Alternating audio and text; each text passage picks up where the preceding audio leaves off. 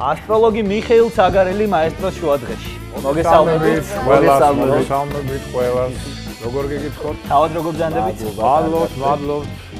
იმედია კარგი დღე გაქვს, ბედნიერი. აი, ფაქტობრივად თქვენ განველით მაგის გაგებას ახლა. როგორი დღე გაქვს? ბატონო, დღეს არა უშავს, მაგრამ 8 რიცხვში ყველას თხოვ, რომ მაქსიმალურად თავი შეიკავონ მნიშვნელოვანი საქმეებისგან, მოლაპარაკებებისგან, ხელშეკრულებების დადებისგან. ეს არის სავსე მთვარეობის და ამავდროულად მთვარის დაბნელების დღე.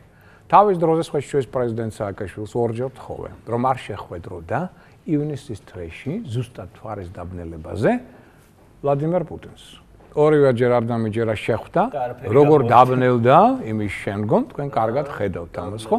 ამის მაგალითი მაქვს ბევრი, ამიტომ ყველას თხოვ, ესე ტრამულობა, ავარიულობა მატულობს, კონფლიქტურობა მატულობს, სხვადასხვა სახის დაპირისპირების ტენდენციები, უიღბლობის ტენდენციები თვალშისაცემი, განსაკუთრებით სიფრთხილე პირად ურთიერთობებს, თან მთვარე ამ დღეს გადის ვერძის ძალიან აგრესიულ ნიშანს, საკონტროლეთ ემოციები, რომ არ აღმოჩნდეთ, ყველას ეხება, იმიტომ რომ ეს არის დღის საერთო ტენდენცია, დღე არის ესეთი დაძაბული. მოდით სხვანაირად ვთქვათ, რო არ შევშინდეთ, ასტროლოგია მოქმედებს პრინციპით, ვინც გაფრთხილებულია, ის შეიარაღებულია, ჩვენ არ ვაშინებთ, ჩვენ ვაფრთხილებთ. რომ თქვენ როცა ესეც წინ და წინ 8 რიცხვს გაივლით უფრო მშვიდად. არ დაგეგმავთ რაღაც ახალს განსაკუთრებულს მნიშვნელობას, არ დაიწყებს, შეიძლება დაიწყოთ, მაგრამ მე არ იმუშავებს ეს პროექტი. შეიძლება მოლაპარაკება აწარმოოთ, მაგრამ მე არ წავა ისე როგორც თქვენ გინდათ. მაგრამ ვეღარ გაიხსენებთ, რომ ეს ამის ბრალია დასაწყისი არ ვარგოდა, ხო? ამიტომ 8 რიცხვში მოდით ყველანი გავუფრთხილოთ თუ მით უმეტეს ხანდაზმულები ყავთ ოჯახებში, ვისაც მით უმეტეს გულსეზარღვანი სისტემა აქვს სუსტი, ჯანმრთელობას გავუფრთხილოთ, იმიტომ რომ წნევის ცვალებადობამ შეიძლება ეჩინოს თავი და ამ ხრივაც წამლაის პროფილაქტიკა გამოიყენეთ.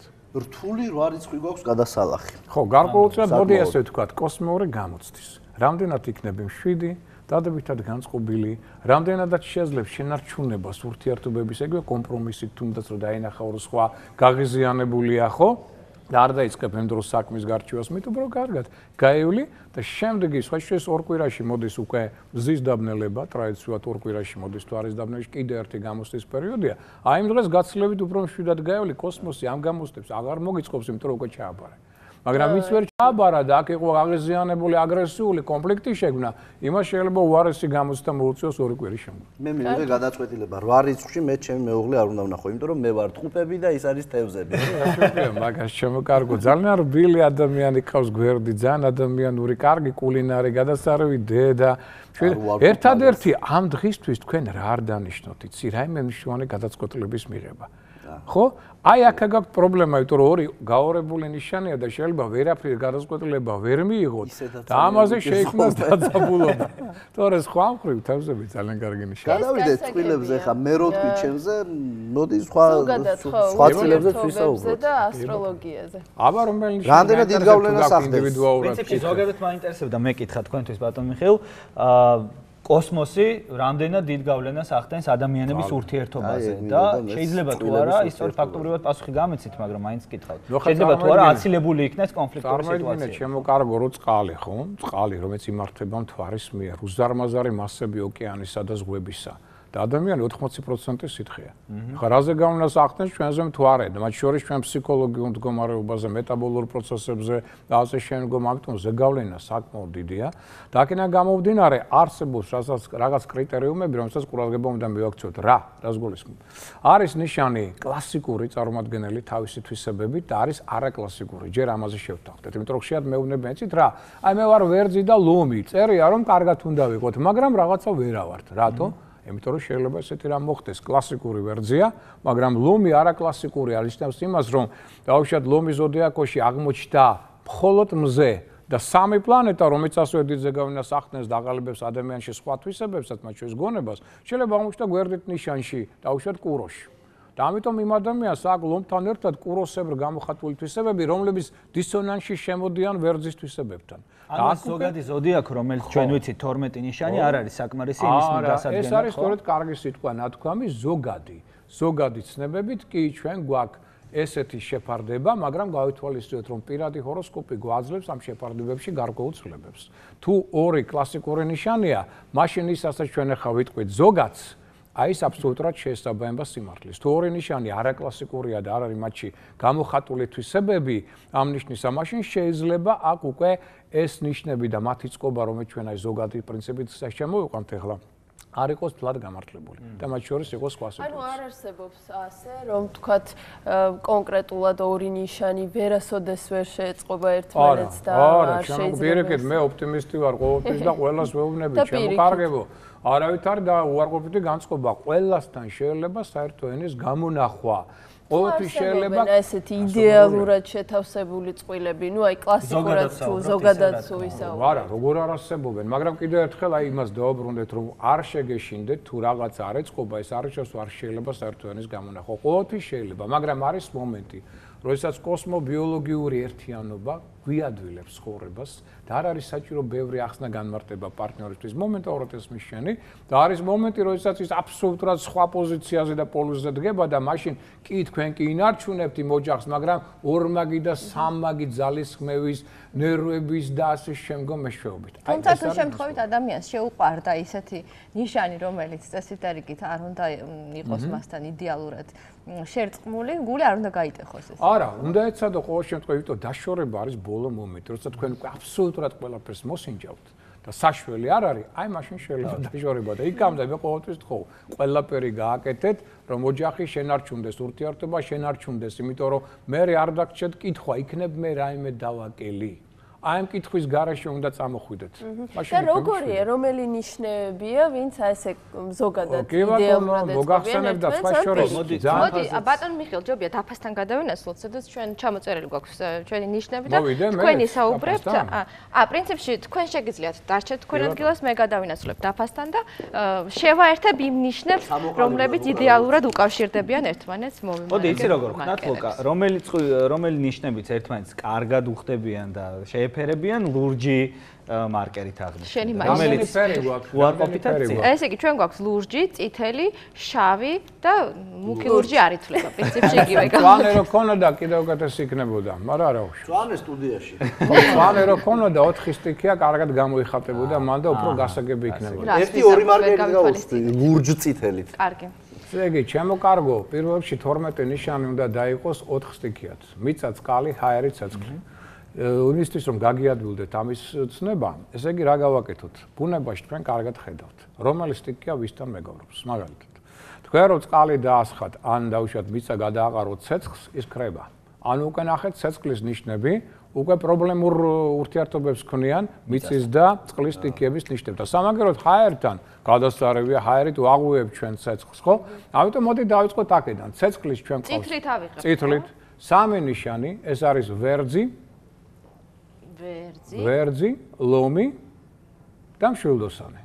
სამი ცეცხლის ნიშანი აქტიურები, ენერგიულები, კარგი ხელმძღვანელები, მებრძოლები და მეომრები თავის ხასიათით. ესე იგი, პირველ რიგში მათ აქვთ ერთმანეთთან კარგი ურთიერთობა. ეხლა რა შეგიძლია იცი შევუკარგეს სამკუთხედი გააკეთო მათ შორის ხაზი გაუსვა პირდაპირ, რომ კარგად გამოჩნდეს რომ ეს სამი ნიშანი, ამას ქვია დიდი ტრიგონი ასტროლოგიაში, მეგობრობენ ერთმანეთთან მსგავსნი არიან თავისი ხასიათით. და სასიყვარულო ურთიერთობები რასაკვირველია, აქედან გამომდინარე ურთიერთგაგება მაღალი აქვს, მსგავსი თვისებები აქვს. ხო, აი, ლომს უკვე ეწოდინება, ვინ არის მისთვის სასიკეთო პირველ რიგში პარტნიორი, ვერძი და მშვილდოსანი, ხო? ეხლა შემდგომ რადგან ჩვენ აღნიშნეთ, რომ ამ ცეცხლის სტიქიის წარმომადგენლებს აღვივებს ჰაერის სტიქია და ჰაერის სტიქიასთანაც მეგობრობენ, პირველ რიგში მოდით აღნიშნოთ ტყუპები, აგერ ყავს წარმომადგენელი სხვათა შორის. ტყუპები, მე და შენ ყოფილვართ შემდგომ სასწორი, მეცაკაო. სასწორი და მერწყული, სუზევით არის მერწყული.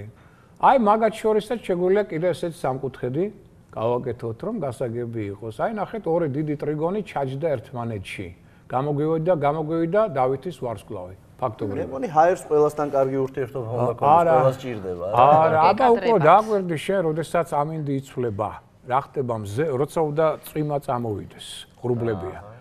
ქარი გამოვარდება ხოლმე და იწყება ომი ქარსა და ანუ წყალს შორის, გესმის სტიქიებს შორის. აქ ბუნება გადასწორებული მასწავლებელია. ამიტომ ესე იგი გავითვალისწინოთ, ესე იგი ეს 6 ნიშანი ერთმანეთს საკმაოდ კარგად უგებს და მათ შორის ბევრი მსგავსებაა ხასიათში, ხო?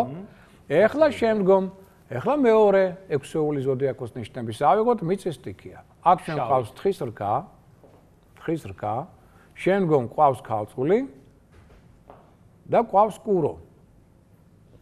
მათ შორის ურთიერთობა გადასარევია, სამივე ყარა დგას ფეხზე, ორგანიზებულები კი, გავაკეთოთ. დისციპლინირებულები, შეუპოვრები, შრომის უნარიანები, ძალიან პრაგმატულები და პრაქტიკულები. ფინანსური გენიოსები, შეიძლება ესე ვთქვა, ხო? აი, ფინანსური გენიოსი ყოფილა, იცოდი. დედა ჩემი და ჩემი შვილი, ჩვენ რომგებენ ერთმანეთს. აი, ფინანსური გენიოსი ვარ მე. ეხლა მიწის სტიქია ტრადიციულად უგებს კარგად წყლის სტიქიას, მათ შორის კარგი შეხამებაა, წყლის სტიქიას განეკუთვნებიან თევზები, შემდგომ კერჩხიბი, აი თევზები ზევით არის, მერწყულის გვერდი. კი, ახლა აი ასე. თევზები, შემდგომ კერჩხიბი და ღრიანკალი, ანუ სხვანაირად მორიელი. აქვს მეორე სახელწოდება მორიელს. აღნიშნოთ, ხეშუე ზოგჯერ შეიძლება წაიკითხოთ ყუპების მაგივრად მარჩბივი. ძველი ქართული სახელწოდება არის მარჩბივი და არ გვეგონოს რომ ეს რაღაც სხვა ნიშანია. არა, ასევე ღრიანკალი, იგივე მორიელია. ესე იგი, აქაც შემოკარგებო, ესე იგი, ამ ნიშნებს შორის, მიწას და წყალს შორის სრული ჰარმონია. ამიტომ ესენი უგებენ კარგად ერთმანეთს. მაგრამ დავიმახსოვროთ, რომ მიწა და წყალი ძალიან ცუდ დაძაბულ ურთიერთობებში არიან დანარჩენ სტიქიებთან, ანუ ჰაერის სტიქიის წარმომადგენლებთან და ცეცხლის სტიქიასთან. ეხლა თუ გინდათ კიდევ გავშიფროთ სხვანა, მე მგონი ეს პირველი სქემა არის მნიშვნელოვანი, რომ გავარკვიოთ ვინ ისთან. მაგრამ თუ გინდათ სათითაოდ კი ბატონო, შეგვიძლია გავაგზავნოთ აუცილებლად ძალიან საინტერესო საუბარია. მე პირადადაც დაინტერესებული ვარ ახლა ჩემი საკითხებით, მაგრამ ეს ყველაფერი მოდით რეკლამის შემდეგ აუცილებლად თქვენთან ერთად დავბრუნდებით ჩვენს ტელემაყურებელთან. ახლა რეკლამა ჩვენს შოუში. დავბრუნდით პირდაპირ ეთერში ძალიან საინტერესო თემებზე გვაქვს საუბარი. ჩვენი სტუმარია ასტროლოგი მიხეილ ცაგარელი და ვსაუბრობთ წყვილებზე, რომლებიც შეეფერებიან ერთმანეთს, ან პირიქით არ შეეფერებიან და მათ დიდი პრობლემების გადატანა მოუწევს. და გადაცემის პირველ ნაწილში ჩვენ აი ამ დაფაზე დავხაზეთ ესეთი რუკა, სადაც შევაერთეთ ის ნიშნები, რომლებსაც საუკეთესოდ შეუძლიათ ერთმანეთთან ურთიერთობის დამყარება, დავაკავშირეთ ერთმანეთთან მიწის, წყლის, ცეცხლისა და ჰაერის ნიშნები, ასე რომ შეგიძლიათ იხელმძღვანელოთ აი ამ გრაფით, როგორც აღმოჩნდა, ყველაზე კარგად ერთმანეთს ეწყობიან. ესე იგი, მიწის ნიშნებით დავიწყოთ: თხის რქა, კურო და ქალწული. დაიმახსოვრეთ და მონიშნეთ შემდეგ თქვენი შესაფერისი კანდიდატი. შემდეგ წყლის ნიშნები: მერწყული. არა, თევზები. თევზები, ბოდიში, აი ორი ლურჯი ფლომასტერი რომ მქონდა მაგის ბრალი. თევზები, კირჩხიბი და ღრიანკალი. ცეცხლის ნიშნები: ვერძი, ლომი და მშვილდოსანი და ჰაერის ნიშნები დამსჭა, ხო? მერწყული, ყუპები და სასწორი. და აღნიშნოთ, რომ ჰაერი ცეცხლს მეტნაკლებად ემეგობრება, ისევე როგორც მიწა წყალს. ანუ ჩვეულებრივად როგორც ხდება ფიზიკური კანონების მიხედვით, ანუ ცეცხლს აქრობს მიწა და წყალი, შესაბამისად ცეცხლთან უარესი ურთიერთობა შეიძლება ჩამოყალიბდეს და ასე შეგიძლიათ იხელმძღვანელოთ. მე მინდა კიდე სხვანაირად ცოტა გეომეტრიულად ავხსნა საზოგადოებას, რომ ესე იგი აქ ჩვენ გამოგვდის რა, ფაქტობრივად აი ვერძის მერე ხო მოდის კურო, ყუპები, კერჩხიბი და ლომი. ყოველი მეოთხე ნიშანი კარგია.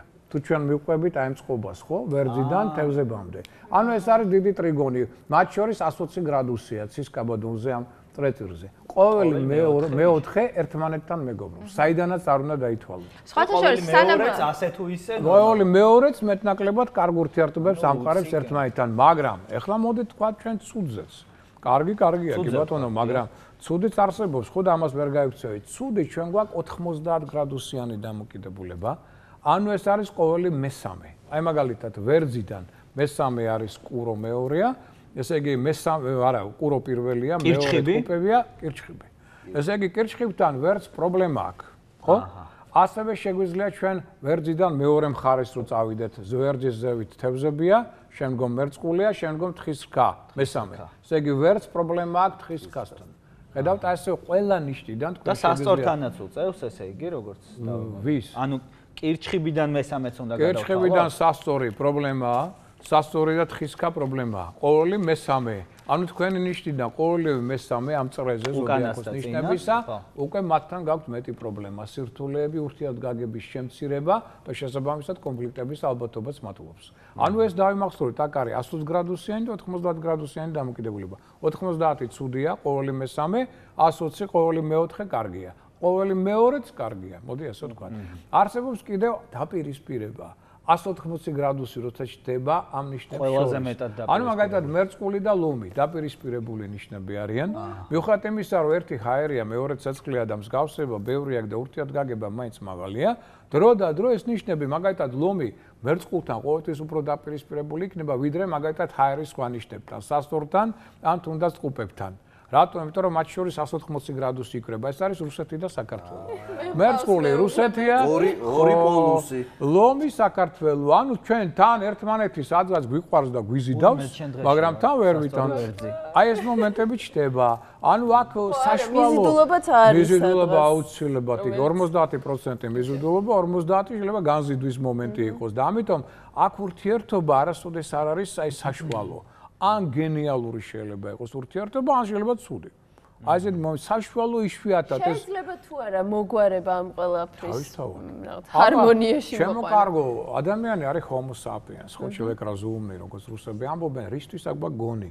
ზუსტად იმისთვის გვაქვს, რომ ჩვენ ეს ყველაფერი როცა ვიცით, გვიადვილდება, მაშინ ესე იგი გარკვეული კომპრომისების მიღწევა. აი, როცა მეუბნები ახშიათ, რა თქვენ არა ხართ ძალიან ჩაციკლული ამ ასტროლოგიის სვამი. არა, მე მჭირდება, როცა მჭირდება, მაშინ ვიყავ და არ შენ სულ არ ფიქრობ ამაზე. აი, მაგათ როცა მჭირდება, აი, მაგათ გვერდით მეზის წყუბები.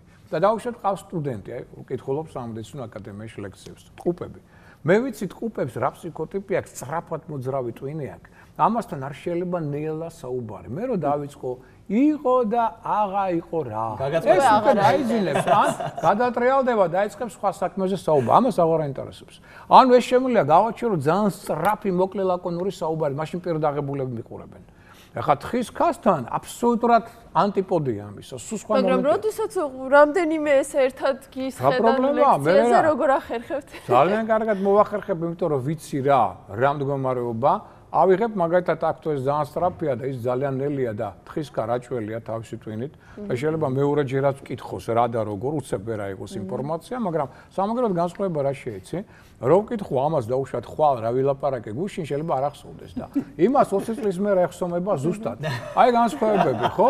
მაგრამ მე ამიტომ ავიღებ საშუალო ტემპს, რომ ესეც მეტნაკლებად დაინტერესებული იყოს და ამიტომ პედაგოგებს ძალიან ჭირდებათ 12 ზოდიაქოს ნიშნის ცოდნა, რომ ბავშვებთან ურთიერთობა სწორად დაამყარონ. ამიტომ მაგალითად თუ ჩვენ ყავს ვერძი პედაგოგი, რომელიც უგებს კარგად ყუბებს მისნაირი სხარტი გონება, ის უკვე ვერ აიტანს გააღიზიანებს ძალიან ნელი ტვინის პატრონი თხისკა და იმასთან კონფრონტაციაში შედის და პირიქითაც. ამიტომ მნიშვნელოვანია რომ პედაგოგმა ეს იცოდეს და შესაბამისად მიუდგეს თავის მოსწავლეებს.